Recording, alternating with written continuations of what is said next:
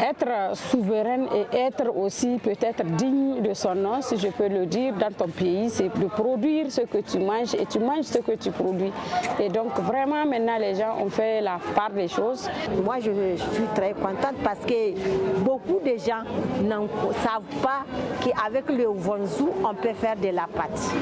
Et beaucoup de gens ne connaissent pas qu'avec le vonzou on peut faire le couscous.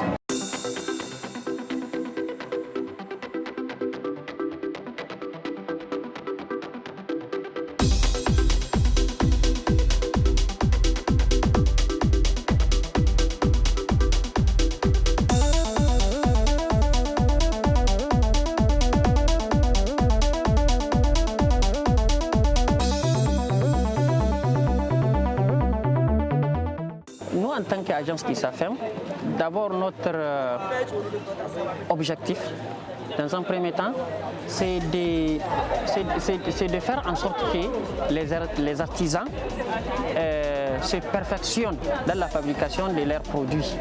Et dans un second temps, nous les aidons aussi à écouler ces produits à travers l'organisation de ces éditions.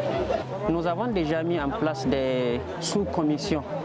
Et là, nous avons la sous-commission suivi et évaluation. Et cette commission-là, des sous-commissions de suivi et évaluation, c'est elle qui est chargée plutôt de recueillir les doléances des exposants et des visiteurs. Et à travers elle, cette sous-commission-là, nous avons déjà établi des fiches que les visiteurs et les exposants vont renseigner par rapport à leur constat sur l'organisation de cette édition de façon générale. Donc moi, ma transformation est basée sur la transformation laitière. Je fais les produits laitiers à base du lait de vache, à savoir le fromage sec avec le sésame, le fromage sec, goût naturel, il y a le fromage frais, il y a les brochettes de fromage, il y a aussi le lait caillé, il y a le yaourt. Ma satisfaction est que cette foire, ce n'est pas une foire là où on veut venir vendre, mais là où on peut venir faire la visibilité de nos produits, là où on peut faire échange d'expériences. Il y a beaucoup de non-nigériens et des Nigériens qui ont apporté leurs produits à base des produits locaux transformés. Donc vraiment, je peux dire que c'est une satisfaction totale pour moi. Être souveraine et être aussi peut-être digne de son nom, si je peux le dire, dans ton pays, c'est de produire ce que tu manges et tu manges ce que tu produis. Et donc vraiment maintenant les gens ont fait la part des choses. Les gens commencent à connaître et à apprécier les produits locaux dont nous nous transformons.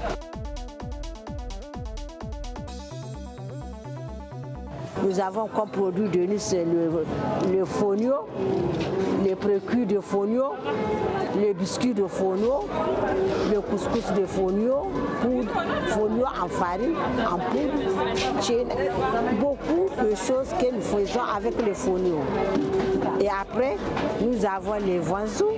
Peut-être beaucoup de gens n'en connaissent pas ce que c'est que les vonzou. Les vonzou, en France, en langue nationale, c'est ce qu'on appelle le lubatu.